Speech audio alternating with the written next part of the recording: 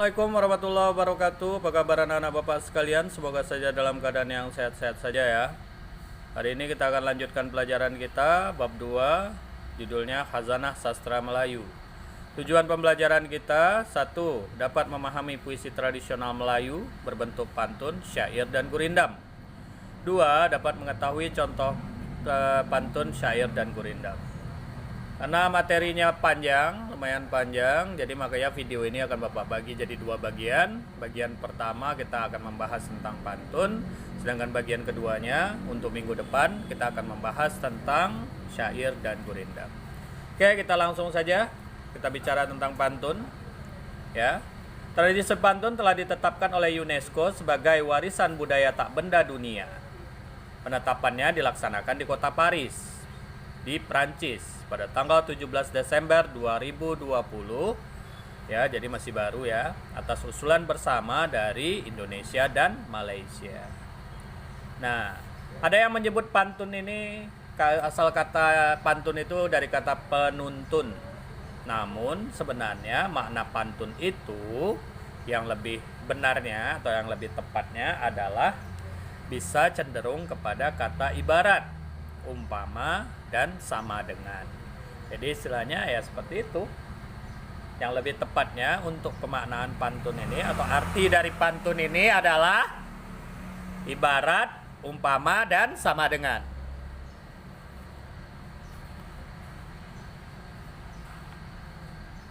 Pantun adalah sastra Melayu asli yang sudah mengakar dalam kehidupan masyarakat Melayu.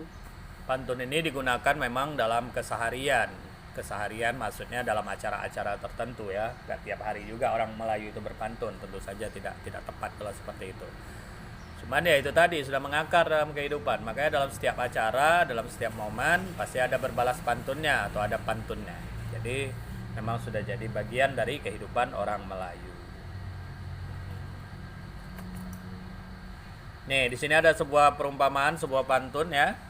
Kinyam pinang agak sebuku, pahit kelat tetap disuka, tuan sepantun ayah kandungku, tempat mengadu segala duka. Jadi istilahnya pantun itu bisa menjadi tempat kita mencurahkan perasaan kita, tempat kita mengadukan kedukaan kita, menjadi nasihat, menjadi tunjuk ajar, dan sebagainya. Itu dia. Nah, pantun ini dulunya tumbuh dan berkembang melalui lisan. Artinya apa? Melalui lisan itu artinya dari mulut ke mulut ya, diperdengarkan dalam acara, dalam momen-momen mana orang berbalas pantun. Jadi tidak melalui tulisan. Nah, seiring zaman akhirnya banyak pantun-pantun tadi dikumpulkan lalu dibukukan menjadi sebuah buku yang bisa kita nikmati sampai sekarang. Jadi seperti itu ya. Pantun menjadi hiasan ucapan kata-kata dan ada dalam kitab-kitab yang menjulangkan kebudayaan Melayu di pentas dunia, di pentas sastra dunia dari zaman dahulu hingga zaman sekarang. Nah, ayo kita lihat, ini ada sebuah pantun ya. Nih, Pulau Pandan jauh di tengah, Gunung Daik bercabang 3. Ya, hancur badan di kandung tanah, bila budi baik dikenang jua. Nah, pantun itu punya ciri-ciri ya, mungkin dulu kita pernah belajar di kelas 4 ada ciri-ciri pantun, mungkin kamu masih ingat. Yuk, sekedar untuk menyegarkan lagi, yuk kita ingatkan ya. Pantun ciri-cirinya 1, bersajak AB-AB. Siapa yang masih ingat apa yang dimaksud dengan bersajak AB-AB? Ya, bersajak AB-AB artinya ujung pantun baris pertama disebut sajak A dan baris kedua disebut sajak B. Jadi kan pantun 4 baris nih, 1, 2, 3, 4. Nah, ujung baris pertamanya disebut bersajak A, artinya diakhiri dengan huruf vokal tertentu atau huruf tertentu, bukan huruf vokal saja ya, mohon maaf, huruf tertentu. Nah, kemudian ketika baris B di baris kedua, nah dia berima atau bersajak B, artinya diakhiri dengan huruf yang berbeda pada huruf kata terakhirnya. Nah, di baris ketiga huruf terakhirnya sama dengan huruf terakhir dari baris pertama. Sementara di baris keempat huruf terakhir dari dari kata di baris keempat itu sama dengan baris kedua. Jadi makanya A B A B. Artinya apa? Baris pertama sama dengan baris ketiga, huruf terakhir dari kata terakhirnya. Baris kedua sama dengan baris keempat, huruf terakhir dari kata terakhirnya. gitu. Itu dia bersajak AB-AB. Ya, yang kedua mempunyai pembayang atau sampiran dan isi. Nah, antara yang namanya pembayang dan isi itu tidak ada hubungan cerita. Yuk kita lihat pantun ini lagi yuk. Ini baris pertama dan baris kedua ini disebut pembayang atau baris atau sampiran. Mohon maaf saya sebut. Pembayang atau sampiran. Sementara baris ketiga dan baris keempat itu disebut dengan isi. Pembayang ini atau sampiran ini ibaratkan pengantar ya. Sementara inti dari pantun itu atau cerita dari pantun itu atau maksud dari pantun itu sebenarnya ada di baris 3 dan 4 yaitu baris isi. Nah, kita perhatikan lagi pantun ini ya. Pulau Pandan jauh di tengah. Ya. Gunung Daik bercabang 3. Hancur badan dikandung tanah. Budi yang baik dikenang juga. Nah, kalau kita lihat Pulau Pandan jauh di tengah, Gunung Daik bercabang 3. Apa pula hubungannya Pulau Pandan jauh di tengah dengan hancur badan? Tidak ada kan? Apa pula hubungannya Gunung Daik dengan budi yang baik? Tidak ada. Jadi makanya disebutkan antara sampiran dengan isi tidak ada hubungan cerita. Kalau Bapak mengibaratkan, kalau sampiran pergi ke depan, isi itu ke belakang. Jadi mereka tidak seiring sejalan, mereka berpisah jalannya. Atau si sampiran pergi ke kanan, isinya pergi ke kiri. Nah, jadi seperti itu. Tidak ada hubungan cerita antara sampiran dan isi. Ya.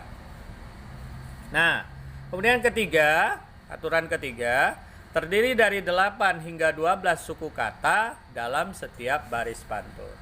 Nah, dalam setiap baris pantun, berarti baris pertama, baris kedua, baris ketiga, dan baris keempat, itu terdiri dari 8 sampai 12 suku kata. Suku kata yang mana? Misalnya kita ambil sebuah kata buku. Yang mana tuh suku katanya? Betul, bu dan ku. Nah, itulah suku kata. Jadi kalau buku berapa suku katanya? Nah, betul, ada 2 suku katanya. Ya. Matahari. Ada berapa tuh kira-kira kata matahari? Matahari. Betul, 4 suku katanya. Nah, di sini kita lihat Pulau Pandan jauh di tengah. Pulau Pandan jauh di tengah. Tuh 2 3 4. Tuh 2 3 4 5 6 7 8 9. Ada 9 suku kata. Dia bilang tadi syaratnya apa? 8 sampai 12 suku kata. Apakah termasuk syaratnya? Cocok syaratnya? Cukup? Cukup sekali. Berarti memenuhi syarat.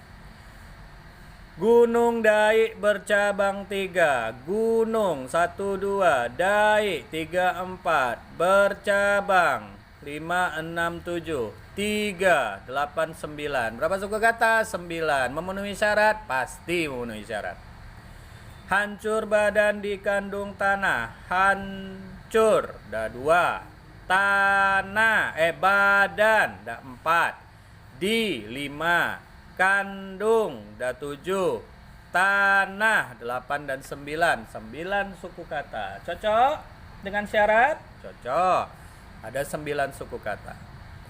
Budi yang baik dikenang juga. Budi 2. Yang 3. Baik 4 dan 5.